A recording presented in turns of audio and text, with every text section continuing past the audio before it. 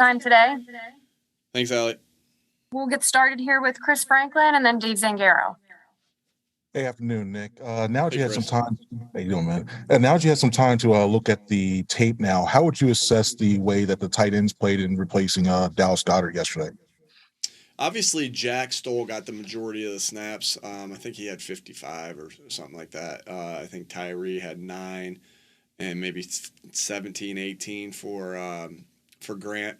And, I know that the production, obviously, in the pass game wasn't there, but I thought they did a nice job and did their jobs. We had a couple penalties there, by those two guys, by Grant and by Tyree, are plays that we would want back. But I really did believe that Jack, Jack is a dirty work guy, right? And he's kind of like of the tight ends. He's kind of like the Zach Pascal of the wide receivers. Like they might not stuff the stat sheet, but they're things that they're doing are helping us win the game and being productive. And I thought that Jack played an outstanding football game. Again, the reps will come for the other guys as the games go along, but I thought Jack was outstanding in his role yesterday, and I thought the other two guys did a nice job in their role, but Jack really stood out in my mind.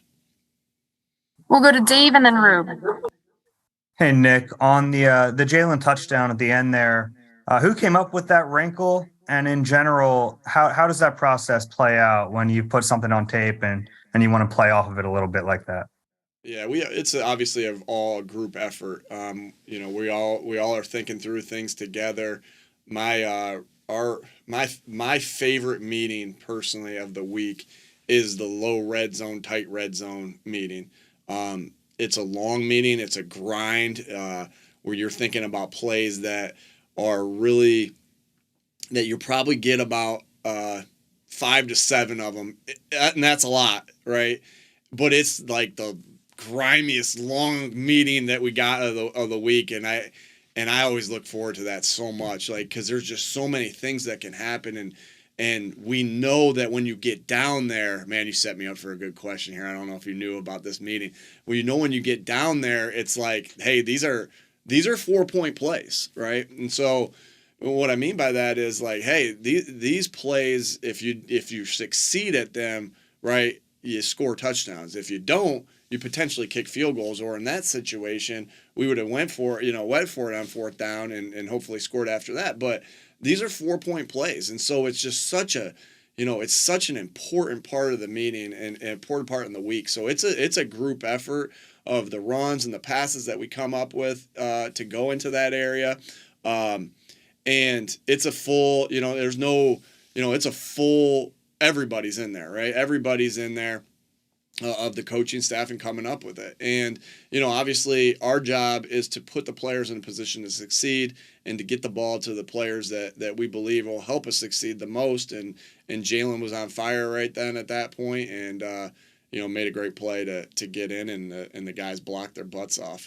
But so many different things can come up, in the red zone meeting, and you got to be ready for it. Just like you do in the 1st and 2nd down and 3rd down. But you got to be ready for anything to kind of come up there because there's a lot of different wrinkles and a lot of different things. The field shrinks. It's just one of my favorite meetings of the week, and our coaches have done a fantastic job of coming up with a plan there to get us in the end zone. What day of the week is that? That is Wednesday. Okay. It starts a little bit on Tuesday night. Some of the prep work of it goes on Tuesday night, but then Wednesday night.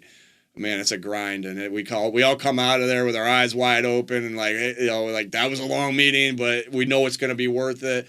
Now shoot, if we can score from 30 yards out, we'll do that, right? And then I have to not use that plan, but like when stuff like that happens, it's so exciting because it's just the amount of time and the grind that it is. Man, I love that meeting. You might have to ask some of the other guys if they love that meeting because it can be a grind, and sometimes they come out like, shoot, we're about 3 plays there, but we spent about 3 or 4 hours into that meeting. But yeah, is that meeting longer than that answer?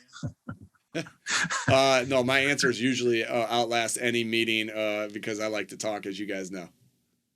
Hey, I wanted to ask you. Obviously, BG and Quez both had unfortunate BG and Quez had unfortunate plays in the fourth quarter last week or on Monday. And they both had big plays, obviously, in the fourth quarter yesterday. How good was that to see? What does that say about those guys that they were ready when the opportunity arose to kind of, I'm sure those other plays weren't on their minds, but redemption for both of them. How sweet was that? It was so sweet.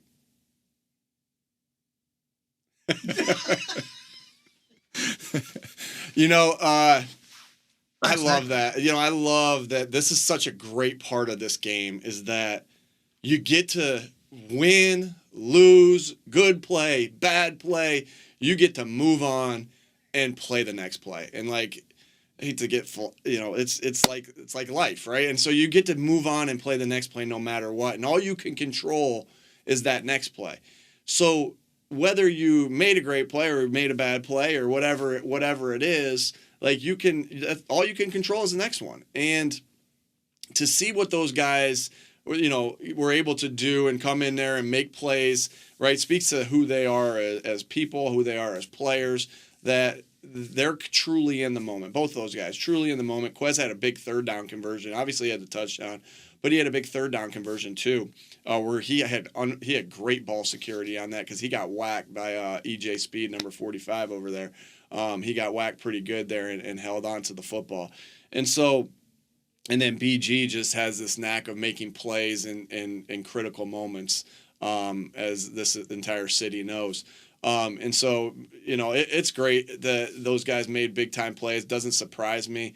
And, just have that next play mentality. It speaks to who they are, again, like I said, as people and as players. Go ahead, Tim, and then Zach.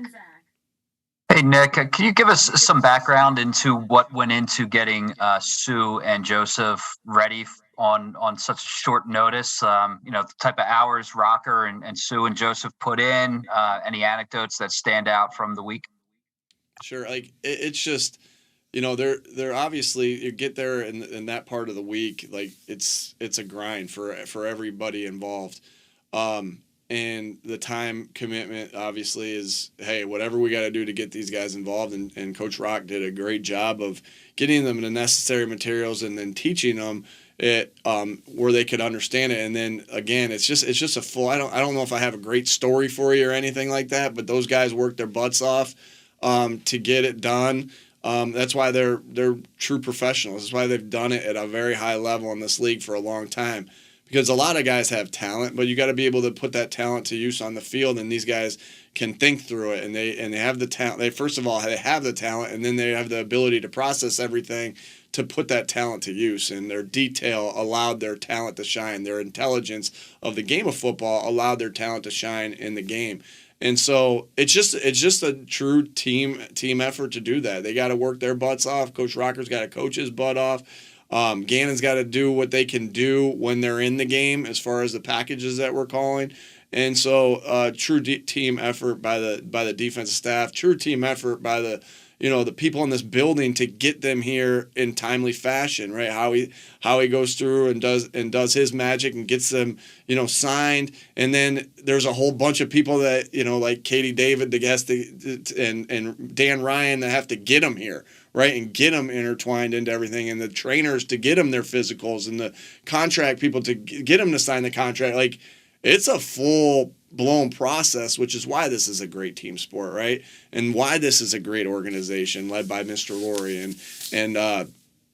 So unbelievable job by the entire building. And Rock and Coach Rock and the players, Sue and Linval are going to get they're going to get all the credit, but there's a lot of behind the scenes things that are happening too that to even help that, furthermore. Go ahead, Zach, and then Martin. Hey, good afternoon, Nick. As you have the benefit of time now, are there any game management or time management decisions that if you had the chance to do over again, you would? Yeah, obviously we think long and hard about all those decisions that we make, and it's interesting. I say long and hard about all those decisions to make. You only have about 5 seconds to make them in the game, right? So the process of when you make those decisions is throughout the week, and it's not only throughout the week. It's we have two meetings, pardon me, that are devoted just to situational football. And there's more than that, like 2 meetings of just coaches, and then they filter into 2 other meetings with the players. But you have to put yourself through those situations as much as you possibly can in those, whether it's watching all the 4th downs or watching all the 2-minute drives and the situations that lead into the 2-minute drives. And you just try to find, hey, this was a new situation that we saw right here. What will we do in this situation? And it's not just about the meeting time that you spent on, the Indianapolis Colts. It's throughout the league, right? All right, let's look at this decision by this coach in this scenario. What will we do here? So it's a long thought out process and to get yourself to that. And why I say to that too is that I kind of have to make those decisions quickly. I know that, and I know that, and I do know that I'm the head football coach, and all those decisions I'm accountable for. And sometimes they're going to work and sometimes they aren't. So what I have to do is be convicted about those decisions. And like I say to you about a play that we run, right? Hey, why did you go for it on 4th down here? Because I trust the players, right? And it's got to be the same thing there, Zach. It's got to be, I'm convicted on this one to take the time out, to try to draw them off sides and take the time out on 4th down because of my studies of what I've watched in the past, different things there. And I got to be convicted about that in the moment. If I'm not convicted about that, that's where I have a problem with my decision making. Because I didn't go through the proper channels of getting myself ready to make that call. All those calls that I made yesterday in those decisions, and it's nobody else's decision but mine, all those calls I made yesterday in that decision, I felt like I put myself through the proper channels to do so. I felt like I made the call. Did I make the right call? Did I make the wrong call? I believed in my heart at that time, based off of not blind conviction of going through the process, that I made the right decision in those scenarios. And I get it. Sometimes that's going to work and sometimes that's not going to work. Yesterday, let's talk about the 4th down, right? On 4th and 2.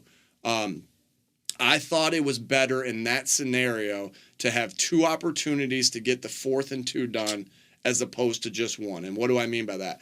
Try to draw them off sides on 4th and 2. Did we get it? Yes, Goop, that's try number 1. We didn't get that. But then we have another try to get it. It's hard to get inside the 10. All right. So to save the timeout, get the ball back at the 50, potentially, maybe, right? You got to stop them, get the ball back at the 50, and then go and try to get back inside the 10 again. So in my opinion right there, again, it was better for us to have 2 opportunities at 4th and 2 inside the 10. I believe we were on the 9 at the time, than to only have 1. We needed it on our second one. We didn't get them to draw off sides. All right, and then we got it on the second one because of a great play by our offensive line and a great play by Jalen. And it worked out. I get what would happen, right? If we didn't get it, I understand that, and I know what I signed up for. But my point of saying all that, and I probably educated a little bit more than I wanted to. I always try to give you guys an answer, and there is a time for me to not say exactly what went into it. Today, I didn't think that was necessary. I felt like I can answer as much as I possibly can here for you guys to educate to you and the fans what I'm thinking. But I was convicted in that moment, and it wasn't blind conviction, and it worked. And I get the other side of it as well. And there's other things like that go on as well. I didn't feel unprepared in any of those scenarios yesterday because my staff and myself put ourselves through the grind of it, and we'll do the same thing this week to get ourselves ready for Sunday. Rube, that was a long answer. Go ahead, Martin and then Ed. Nick, I think I'm getting a sense of why your meetings are so long. Rube. You got long questions too. Rube, that was an outstanding, quick-witted comeback. All right. Hey, Nick, obviously you don't have to go as long as you did with Zach, but I was curious a couple weeks ago, I think you mentioned that at some point you guys are going to get tested, and obviously you have the last two games. And I was kind of curious, like, what you kind of learned about your team in these last two games. Obviously the one you lost and then this one. Sure. Let's talk about the one that we won today, yesterday. Anytime you get a win on the road or you got to scratch, claw, and fight, it's a great character builder for your team. Anytime that your back's against the wall and you got to fight out of it, it's a great character builder for your team. You feel like no matter, because you've been in all these different spots, down early, down late, up big, like you feel like, hey, we've been here before, because mindset is such an important part of this thing, right? Mindset is a huge part of this thing, that you feel like it's next play mentality. We're in the moment of where we are here because we've been in all these scenarios. We know how to win in all these scenarios. And so, that's what the positive, of course you want to win you win by double digits. And I think for a little bit we were up 2 scores in every game we played prior to the last game, which I'm not sure I've ever been a part of before in the first 8 games of the year. But I think when you have to win like that and it's got to be grimy and gritty, I think that's kind of who we are. We're nasty. We're physical. That's the type of team we are. We had to win that way. Not that we haven't had to win that way with our style of play, but we had to win that way with our mentality yesterday, which is only going to build character and build who you are as a football team. We'll take 2 more here. Go ahead, Ed, and then Josh. Yeah. Hey, Nick. Hey, Ed. I want to ask you about Jalen Hurts. He ran 16 times. I think it's the most rushes he had since Arizona. And I haven't watched the game again, but it didn't seem like there were a lot of off-script rushes for him. Like there seemed to be more designed runs. Was that something, and you can correct me if I'm wrong, but was that something you saw that you could take advantage of against the Colts? It definitely was more design runs than it has been in the past. Again, you're always trying to do what you think's best to put yourself in a position. Some of their defensive line techniques, obviously you're always trying to put them in the best possible position you can. And so, you look at the way they're playing their defensive line techniques. You look at the way they're playing their coverage techniques. You look at the way they're playing their coverages, all these different things, right? And you try to put them in the best position. Like the plays that we were calling yesterday, we felt going into the game we're going to be successful. That's why we called them, right? And it happened to be some of those things that we were doing with Jalen. So, and sometimes you go through the game too, and you build confidence in a call, and you call it again, right? And so it's a little bit, hey, your game plan, what's working in the game, and we just felt like right there at those times, especially in that last drive, like, in the last drive, it was kind of what happened, right? We went from a 2-minute drive, right? Boom, we got that big penalty, and now you're in you're not. You're more in normal football there, right? Where you're just playing ball. So sometimes the situation of the game dictates that. Sometimes, obviously, what you see on tape dictates that, and then how the game's going and the way you're seeing it and adjusting to it on the field dictates that. Go ahead, Josh. Hey, Nick, you briefly touched on, or not briefly, but you touched on Sue and Joseph's process getting here. But yesterday you expressed excitement and wanting to see how Joseph specifically graded out. Could you provide your staff's review on the tape from his performance yesterday? We thought that the entire defensive line played really well. So obviously those 2 guys played really well. And it was exciting to see that, and it felt like all the plays that we felt were splash or play of the game plays, type caliber plays, had something to do with that defensive line. And so it was all of them. Sue and Linval, they both played really outstanding games, and it was great to get them going and get in here and make an immediate impact. I think that's what we were all hoping for. And they did, and that speaks to the type of players they are, the types of pros they are, the types of teammates they are, and look forward to continuing to get them in and mixing them into an already really outstanding defensive line that I think a lot of teams in this league would be salivating to have. And I'm just happy that I'm the head coach here, and they're on the Eagles team. Thanks for your time, Coach. Thanks, everybody.